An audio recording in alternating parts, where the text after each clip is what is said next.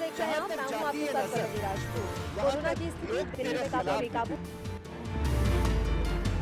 खबरनामा, खबर से असर तक। नमस्कार, एनबी में आपका स्वागत है। मैं हूं आपके साथ काव्या नौटियाल और आप देख रहे हैं खबरनामा। यूपी विधानसभा के मानसून सत्र की शुरुआत ही जोरदार हंगामे के साथ हुई। विपक्ष की तरफ से सरकार पर कई सवाल उठाए गए। आपको बता दें कि शुरू हो रहे सत्र के दौरान विपक्ष जहां महंगाई, किसान, कोविड और कानून व्यवस्था समेत कई अन्य मुद्दों पर सरकार को घेरने की तैयारी में है, तो वही सत्ता भी जवाब देने के लिए तैयार है। सरकार ने सभी मंत्रियों को पूरी तैयारी के साथ सदन में आने की हिदायत भी दी है। आपको बता दें कि इससे पहले सर्वदलीय बैठक की गई थी, जिसमें मुख्यमंत्री योगी आदित्यनाथ ने कहा था कि जो भी मुद्दा विपक्ष उठाएगा उन सभी मुद्दों का जवाब सत्ता की तरफ से दिया जाएगा, जिसके बाद इस चर्चा को एक सार्थक चर्चा बनाया जाएगा। लेकिन जो तस्वीरें आपकी टीवी स्क्रीन पर हैं, इन तस्वीरों पे जरा गौर फरमाइएगा। इन तस्वीरों को देख करके आप आकलन कर सकते हैं कि सत्र की शुरुआत कैसे हुई है। बैलगाड़ी के साथ, रिक्शे के साथ, मास्क लगा करके, बड़े बड़े बैनर्स और होर्डिंग्स हाथ में पकड़ करके विधानसभा पहुंचा गया, जिसके बाद प्रवेश पर भी रोक लगाई गई। अजय कुमार लल्लू भी रिक्शे से आज विधानसभा पहुंचे, जिसको लेकर के पुलिस प्रशासन ने उन्हें रोकने का प्रयास किया, क्योंकि तस्वीरें आप देख सकते हैं, सुरक्षा की पूरी व्यवस्था की गई थी। इतनी महंगाई हो गई है, आपको भी पता होगा, आपके घर में भी आपको शाम को पूछा जाता होगा महंगाई की क्या स्थिति है। डीजल 100 के पार है। जब इनकी सरकार थी नहीं थी, कहते थे महंगाई डायन है। इसको आज इनकी मौसी हो गई। मैं पूछना चाहता हूं कि आज महंगाई इतनी बढ़ गई है, डीजल पेट्रोल की क्या हालत है। हम अपनी गाड़ी में नहीं डलवा सकते डीजल, हमारी घर की माताएं बहनें अपनी गैस को नहीं भरा सकती हैं। इस महंगाई के खिलाफ हम अपनी गाड़ी से नहीं चल सकते। इसलिए किसान का बेटा हूं, किसानी करता हूं, इसलिए किसानों की गाड़ी, बैलगाड़ी से हम उत्तर प्रदेश की विधानसभा में जा रहे हैं। और किसानों के गन्ना का भुगतान जो 15,000 करोड़। न्यूज रूम से पल्लवी राजपूत मेरे साथ जुड़ चुकी है, मेरी सहयोगी, उनसे इस खबर पर थोड़ी चर्चा कर लेते हैं। पल्लवी, अहम बात है कि आज मानसून सत्र की शुरुआत हुई, लेकिन शुरुआत के साथ ही बैलगाड़ी, रिक्शा, इसके साथ विपक्ष पहुंच गया और कहा कि हम जनता के मुद्दे उठाएंगे। तो क्या माना जाए कि अब कोई भी सत्र की शुरुआत होगी, चर्चा अगर करनी शुरू की जाएगी, तो इसी तरीके से विपक्ष आगाज करेगा? बिल्कुल काव्या, आज से यूपी विधानसभा के मानसून सत्र की शुरुआत हो चुकी है और सत्र के पहले दिन ही हमने देखा कि किस तरीके से विपक्ष हमलावर नजर आया। हालांकि सत्र के पहले दिन कार्यवाही ज़्यादा लंबी नहीं चली। जो दिवंगत सदस्य थे उनको श्रद्धांजलि अर्पित की गई और उसके बाद कल यानी कि बुधवार तक के लिए सत्र की कार्यवाही को स्थगित कर दिया गया। हालांकि इससे पहले हमने देखा कि किस तरीके से जो विपक्षी दल के नेता थे, खासकर समाजवादी पार्टी के जो विधायक थे, वो बैलगाड़ी पर पहुंचे और कांग्रेस ने भी ज़बरदस्त प्रदर्शन आज विधानमंडल के बाहर किया। उनकी तस्वीरें पूरे देश ने देखी हैं।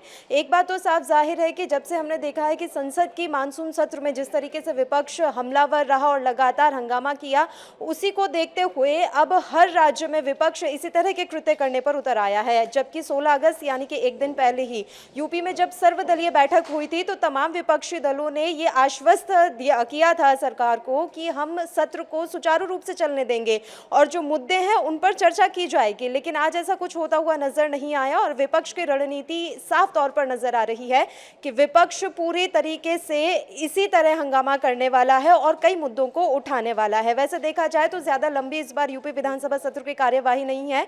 कुल मिला के 4 दिन की ये कार्यवाही चलने वाली है और उस बीच में सरकार का ये उद्देश्य है कि अहम बिलों को पेश किया जाए। इनमें सबसे पहले जनसंख्या नियंत्रण बिल है, जिसका ड्राफ्ट पूरी तरीके से तैयार कर लिया गया है। ऐसे में योगी सरकार की यह मंशा है कि इस बार के सत्र में किसी भी तरीके से इस बिल को पेश कर इसे पास करवा लिया जाए। इसके अलावा अनुपूरक बजट, क्योंकि ये योगी सरकार का आखिरी सत्र है, ऐसे में सरकार की ये पूरी कोशिश रहेगी कि अनुपूरक बजट को पेश कर लिया जाए और 20 तारीख इसके लिए तय की गई है। 20 तारीख को अनुपूरक बजट पेश किया जाएगा। हालांकि अब ये देखने वाली बात रहेगी कि विपक्ष के हंगामे के बीच में किस तरीके से सरकार इन तमाम बिलों को ला पाती है और इन्हें पास करवा पाती है। इस बीच अहम ये भी है कि विपक्ष जिन मुद्दों को उठा रहा है वो कहीं ना कहीं सही है। महिला सुरक्षा का मसला हुआ, महंगाई का मसला हुआ। महंगाई का मसला मतलब ना सिर्फ राज्य का है, पूरा देश इस समय महंगाई से त्रस्त है।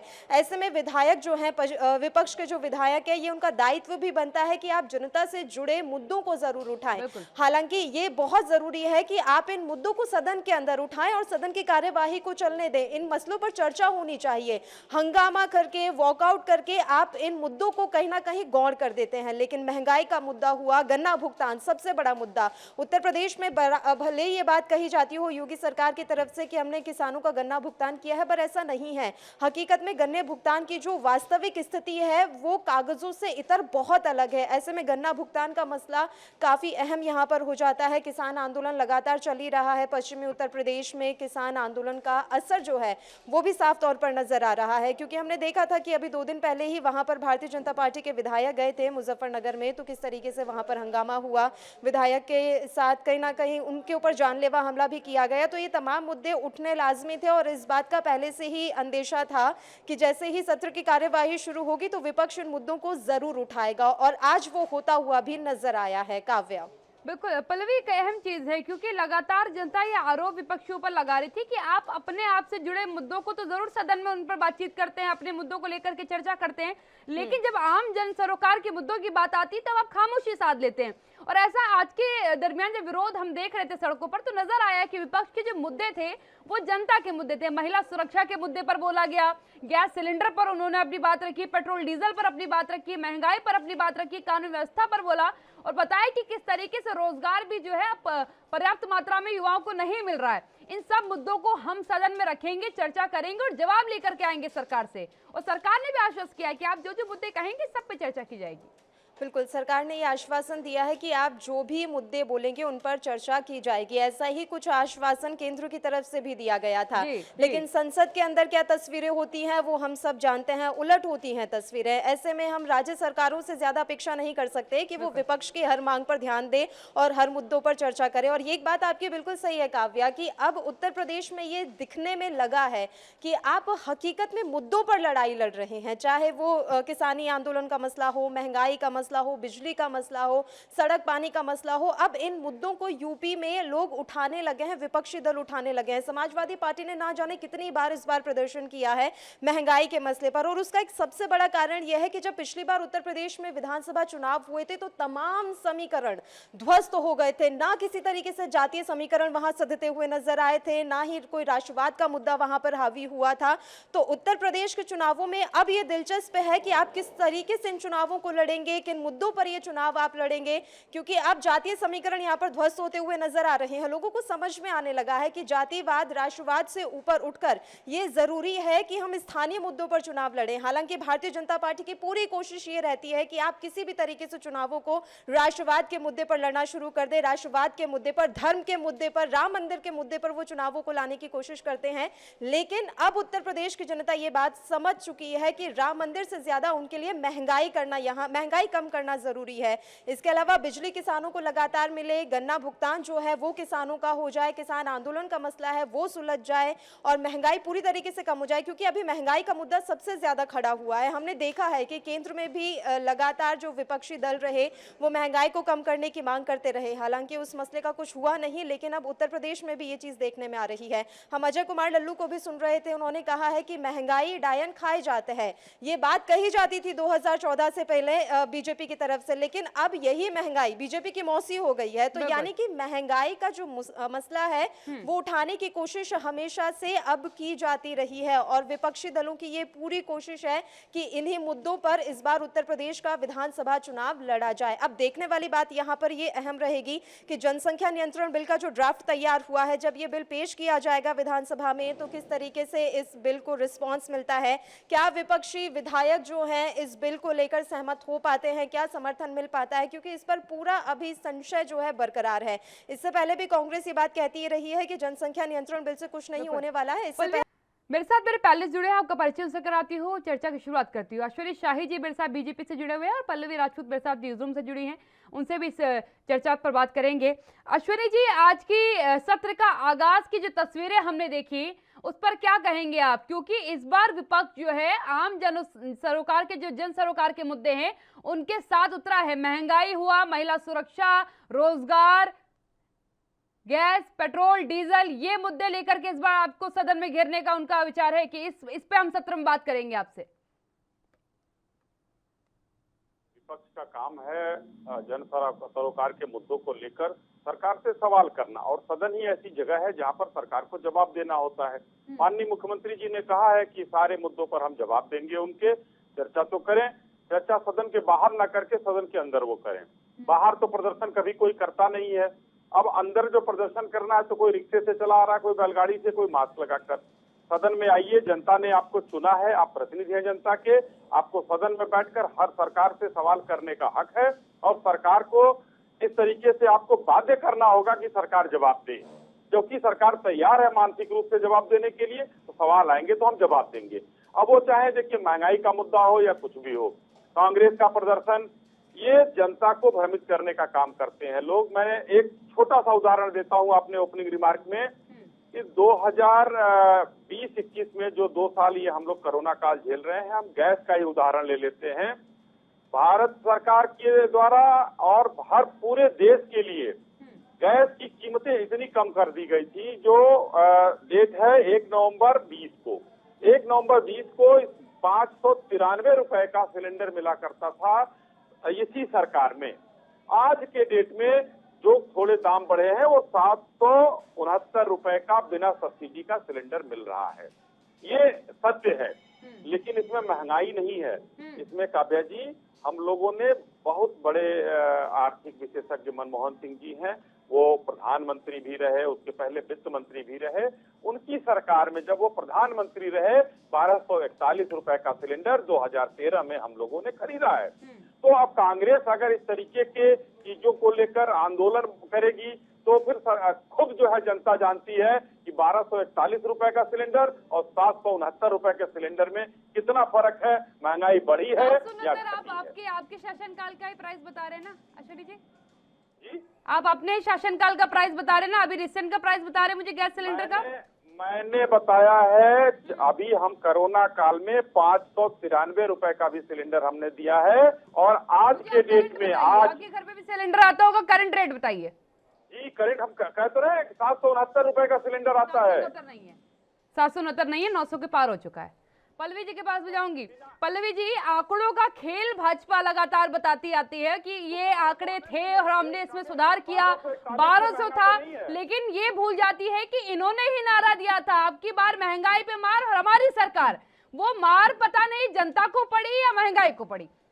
बिल्कुल, आपकी बात एकदम सही है, नारा इन्होंने ही दिया था, लेकिन शायद अब नारा भूल गए हैं। अश्विनी शाही जी बड़े वरिष्ठ प्रवक्ता हैं भारतीय जनता पार्टी के, लेकिन आंकड़ों की बाजीगरी करने से वो भी नहीं चूक रहे हैं, और ये सब जानते हैं कि 900 रुपए के पार हर जगह सिलेंडर पहुंच गया है। अभी हाल में कोरोना के काल में जो है सिलेंडर के दामों में काफी वृद्धि हुई है, और बीच में तो समय ऐसा आया था जब हर महीने सिलेंडर के दामों में वृद्धि होती थी।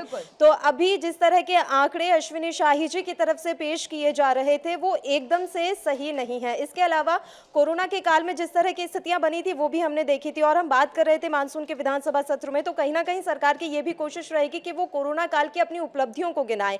वहीं विपक्ष की ये पूरी कोशिश है कि कोरोना काल में सरकार ने जो कुछ भी किया है वो उन्हें गिनाए और बताए कि आप कोरोना काल में विफल रहे। इस बीच में योगी सरकार की तरफ से ये दावा किया जा रहा है कि 7 करोड़ से जांच यूपी में हुई है, 7 करोड़ से ज्यादा, और 6 करोड़ से ज्यादा वैक्सीन उत्तर प्रदेश में अब तक लगाई जा चुकी है, और ऐसा करने वाला भारत का पहला राज्य बन गया है उत्तर प्रदेश। हालांकि जो आंकड़े हैं वो कागजी में कुछ और होते हैं और हकीकत में कुछ और होते हैं। अश्विनी शाही जी कह रहे थे कि महंगाई इतनी नहीं है, कांग्रेस के कार्यकाल में तो कुछ और था और अभी हमारे कार्यकाल में तो बहुत राहत मिली है। अगर वाकई में ऐसा होता तो इस तरह की स्थिति अभी बनती हुई नजर नहीं आती। आप फ्यूल प्राइस को ले लीजिए तो फ्यूल प्राइस लगातार बढ़ते जा रही हैं। जब धर्मेंद्र प्रधान से इस बारे में बात की गई थी, जब वो होते थे पेट्रोलियम मंत्री, तो उन्होंने कहा था कि हम फ्री में वैक्सीन भी तो दे रहे हैं। तो इस तरह के बयान भी बीजेपी नेताओं की तरफ से आए हैं, और अश्विनी शाही जी को बताना चाहिए कि आप महंगाई पर कब मार करेंगे। अब तो कोरोना का भी इतना प्रभाव नहीं रहा है, लगभग सब कुछ खुल चुका है, खुद उत्तर प्रदेश अब अनलॉक हो चुका है,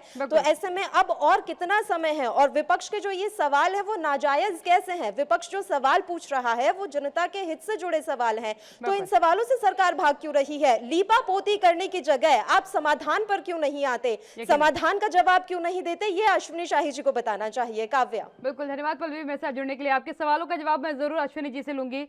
ऐश्वर्या जी, सवाल वही, क्यों लीपा पोती पर सरकार आ चुकी है? आश्वस्त नहीं हो पा रहे हैं विपक्ष। वो लगातार आपसे कह रहे हैं कि हम सवाल पूछेंगे, इन मुद्दों पर बात रखेंगे, लेकिन ऐसा लग नहीं रहा है कि सरकार आश्वस्त कर पा रही है। यहाँ रुकेंगे छोटे से ब्रेक के लिए। ब्रेक के बाद इस सवाल का जवाब ऐश्वर्या जी से लूंगी। कोरोना की स्थिति दिल्ली में काफी बेकाबू। खबरनामा, खबर से असर तक। ब्रेक के बाद आपका स्वागत है। ऐश्वर्या शाही जी, आपके पास आ रही हूँ, जवाब चाहूंगी, क्यों आखिरकार लीपा पोती, आश्वासन क्यों नहीं? कहाँ लिपापोती है? लिपापोती तो देखिए अभी आप लोगों ने कर दिया। आपने कहा कि गैस का दाम इतना है, मैंने कहा 1241 तो नहीं है।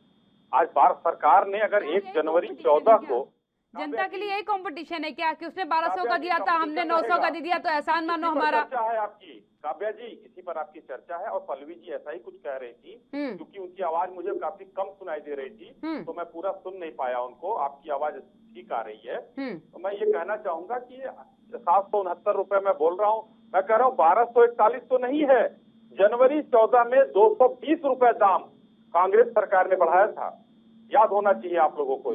220 रुपए, 1241 रुपए का सिलेंडर 2 जनवरी में मिल रहा था, जनवरी 13 में। तो ये और 1.5 महीने में आपने भी 250 के ऊपर बढ़ा दिया था जनवरी फरवरी में। 250, 255 रुपए के आसपास तो आपने भी बढ़ा दिया था, 10 रुपए, 12 रुपए, 8 रुपए करके। आज भी सुनिए, 1241 आज भी नहीं है। आज भी तो वहां तक कंपटीशन में टक्कर देने जाएंगे आप? मतलब कोई कंपटीशन, योगी से देखिए, मोदी सरकार कोई कंपटीशन नहीं दे रही है। पीछे के किए हुए गड्ढों को भरने का काम कर रहे हैं। तो 56 सालों में कांग्रेस ने देश को बर्बाद किया है हर तरफ से।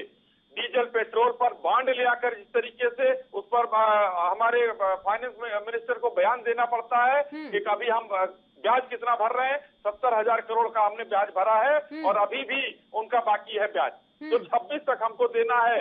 1.3 अरब रुपए का जो है कर्जा उन्होंने बांड से लिया था। तो मतलब इसका भार आप आम जनता पे डाल देंगे? काव्या जी, आज हिंदुस्तान को भारतीय जनता पार्टी माननीय नरेंद्र मोदी जी के नेतृत्व में देश को मजबूत कर रही है। उनके देखिए, मैं आपको एक छोटा सा उदाहरण देता हूँ। हम लोग जो काम कर रहे हैं देश के लिए, देश हित में कर रहे हैं। कांग्रेस के नरसिम्हा राव जी बहुत बढ़िया प्रधानमंत्री थे और उसी में देश के नहीं विश्व के बहुत बड़े अर्थशास्त्री माननीय मनमोहन सिंह जी वित्त मंत्री हुआ करते थे। हमारा विदेशी जो रिजर्व होता था जीरो था, जीरो, काव्या जी, और आज 500 अरब डॉलर से ऊपर का है। मैं उत्तर प्रदेश की बात कर रही हूँ ऐश्वर्या जी, मैं उत्तर प्रदेश की बात कर रही हूँ। मनोज यादव जी मेरे साथ सपा से फोन लाइन में जुड़ चुके हैं। मनोज जी, सीधा सवाल है मेरा, सत्र की शुरुआत इतने हंगामेदार, भाजपा ने जब आपसे खुद मुख्यमंत्री योगी आदित्यनाथ ने कह दिया कि जिन मुद्दों पर आप बात करेंगे उन मुद्दों पर जवाब दिया जाएगा, लेकिन सार्थक चर्चा चाहिए हमें, इस तरीके से सदन की चर्चा को सड़क पर नहीं लाना चाहिए। देखिए, जो सरकार सुने ना जी, जो सरकार देखे ना, जो सरकार कुछ बोलना ना पसंद करे, सिर्फ और सिर्फ अपने एजेंडे लागू करना, क्या ये लोकतांत्रिक व्यवस्था के लिए बेहतर है? मुझे तो नहीं लगता है कि कोई उत्तर प्रदेश के पूरे इतिहास को उठा के देख लीजिए, ऐसी कोई सरकार नहीं आई जो इस तरह की चीजें को सामने लेके आई, तो विपक्ष को अनदेखा करे और सारी कंपनियां करेंगे। मैं कहता हूँ आप बीजेपी लूट लिया देखो, तो आप लूटे हुए देश को क्यों सत्ता प्राप्त करना चाहते हो? क्यों भाई?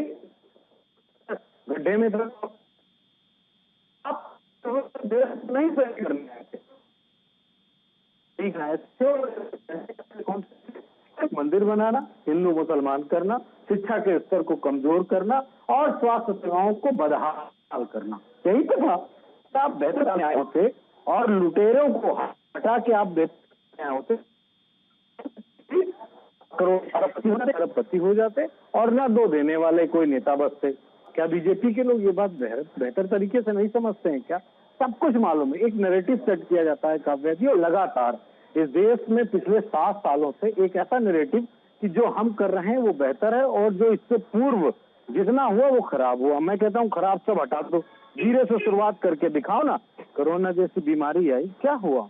कोई जवाब दे पाया? कोई व्यवस्था कर पाया? अगर 70 सालों के जो गड्ढे थे उन्हें वो भर रहे थे, अभी तक वो भी अभी भर नहीं पाए, काफी अभी भी खाली पड़े हुए, वो गड्ढे अभी भी हैं, उन्हें भरना बचा हुआ है।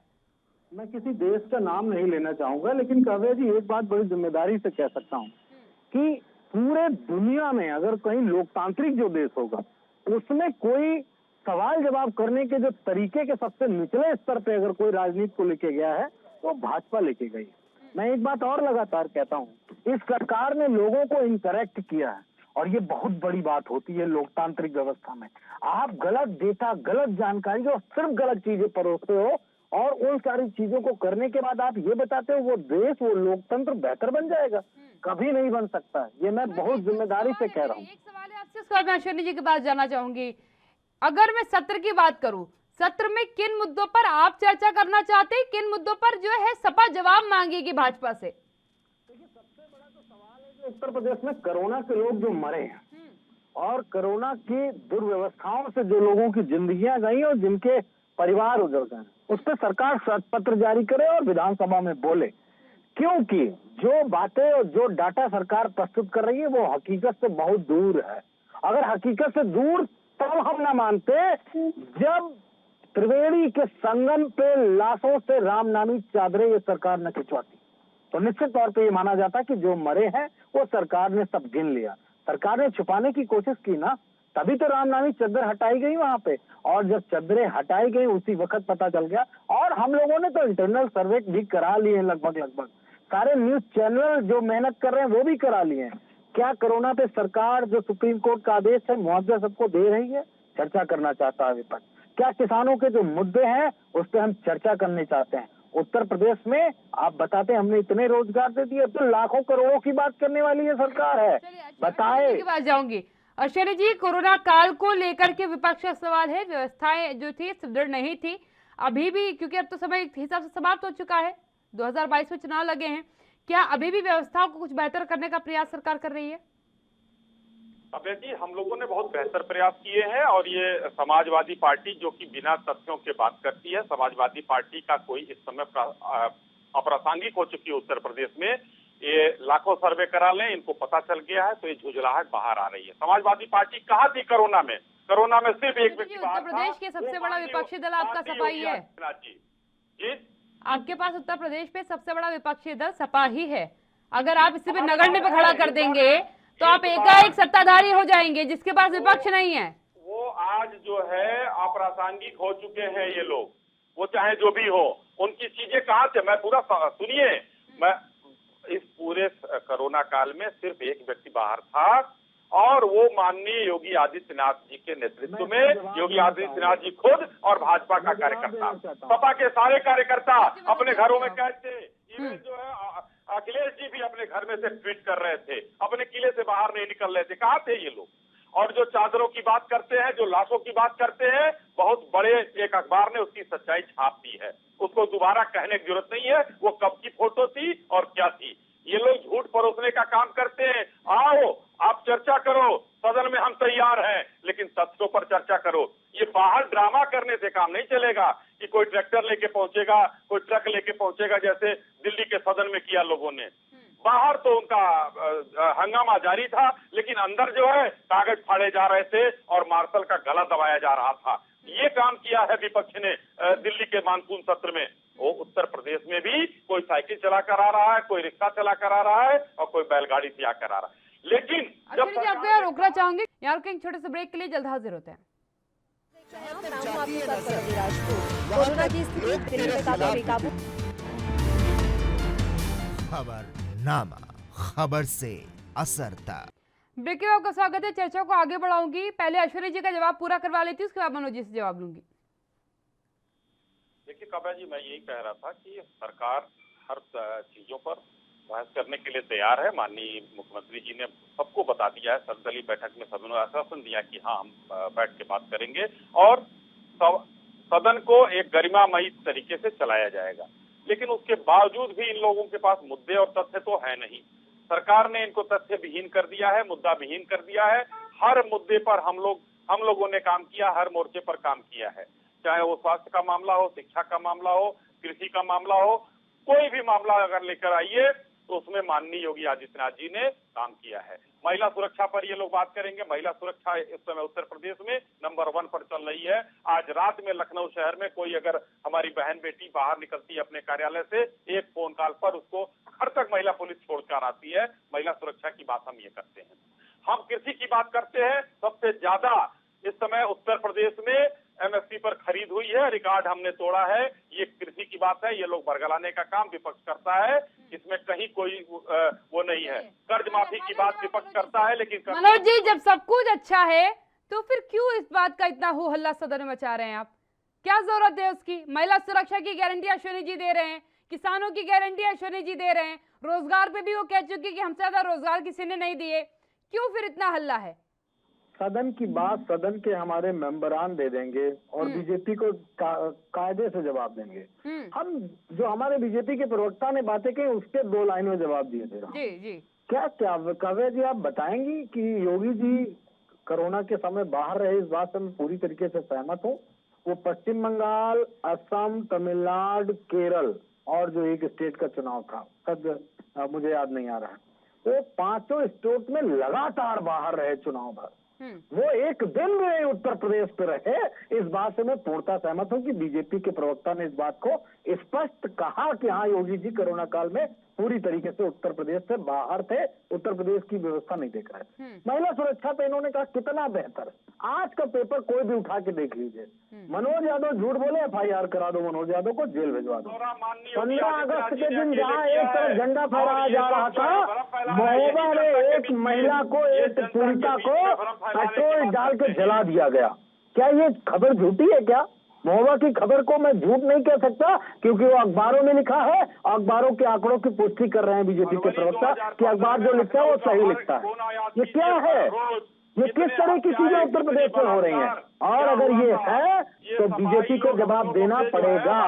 योगी आदित्यनाथ कोरोना के समय में उत्तर प्रदेश को अनाथ छोड़ गए थे, अनाथ। और जब आए चुनाव में कोरोना लेके दूसरे स्टेट से, तो फिर 14 दिन के लिए क्वारंटाइन हो गए। क्या किया? जब सब मर गए तो खाना पूर्ति के लिए योगी आदित्यनाथ निकले उत्तर प्रदेश में। ये बहुत दुर्भाग्यपूर्ण है। और मैं कहता हूँ, जो मौतों पे झूठ बोलता है उसको कोई संविधान नहीं सजा देता है, उसको पाप मिलता है, ईश्वर के द्वारा पाप लगता है।